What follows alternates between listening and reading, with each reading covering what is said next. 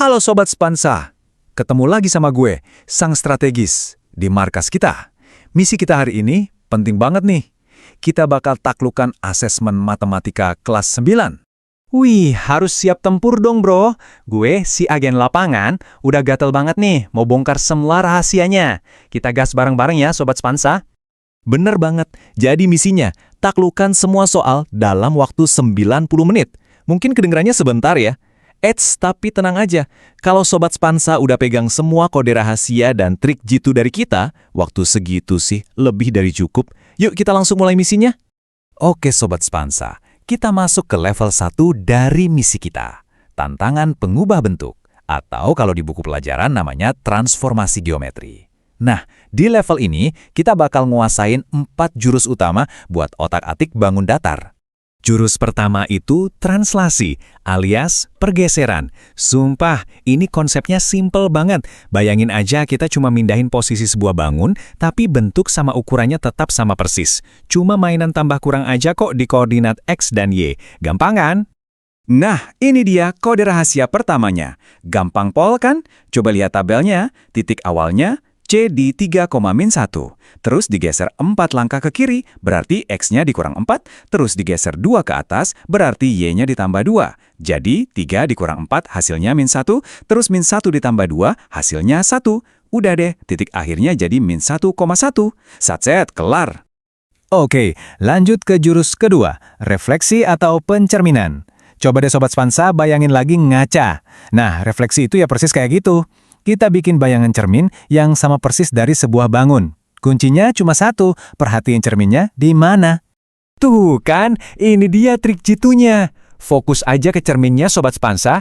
Kalau cerminnya sumbu Y, yang diubah tandanya itu angka X-nya. Kalau cerminnya sumbu X, ya tinggal ubah tanda di angka Y-nya. Dibalik gitu aja. Lihat deh contohnya.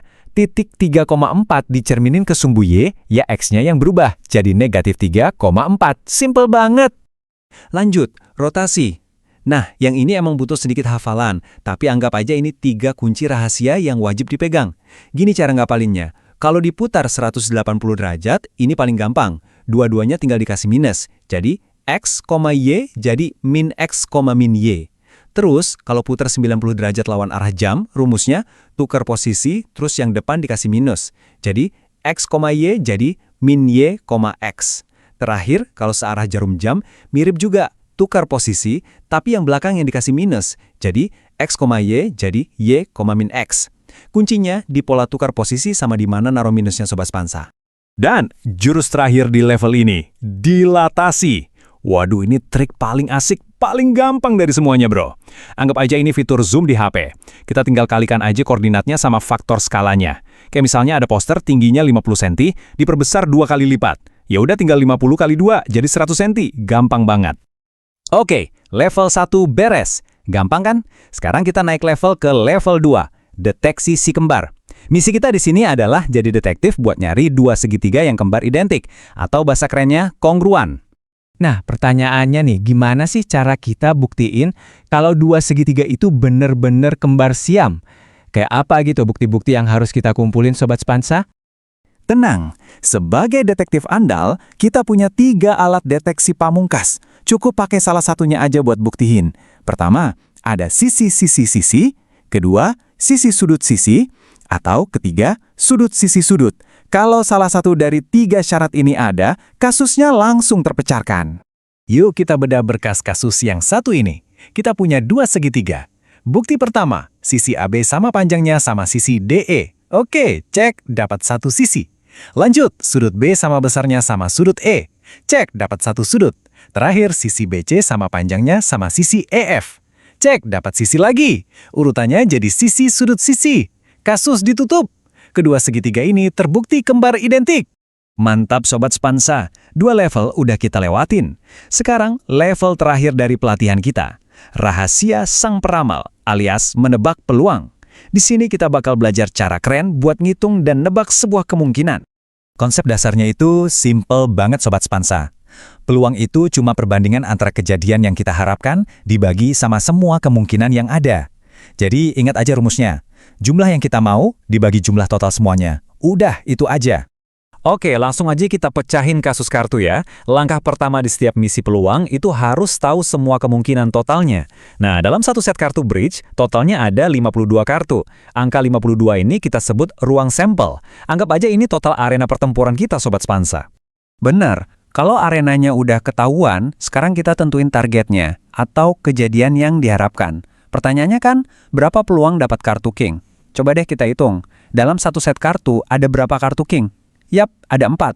King Scope, Hati, Kriting, sama Wajik. Nah, angka 4 ini target misi kita. Sekarang tinggal kita masukin ke rumus tadi. Kejadian yang kita harapkan ada 4, total semua kemungkinan ada 52. Berarti peluangnya 4/52. Nah, biasanya jawaban itu harus disederhanain. Ya udah kita bagi aja 4 atas sama bawah. Dapatnya 1/13. Misi selesai. Itu dia peluangnya, Sobat Spansa. Oh iya, ada satu lagi trik jitu buat soal milih-milih pengurus. Namanya metode slot tempat. Misalnya nih, kita mau pilih ketua, wakil, sama sekretaris dari 5 calon. Kita siapin aja 3 slot. Slot pertama buat ketua, ada 5 orang yang bisa dipilih.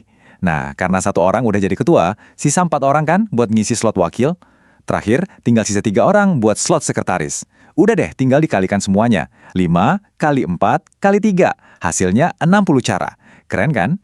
Keren banget Sobat Spansa. Pelatihan tempur kita selesai. Semua trik jitu udah kita kuasai. Tapi, tunggu dulu.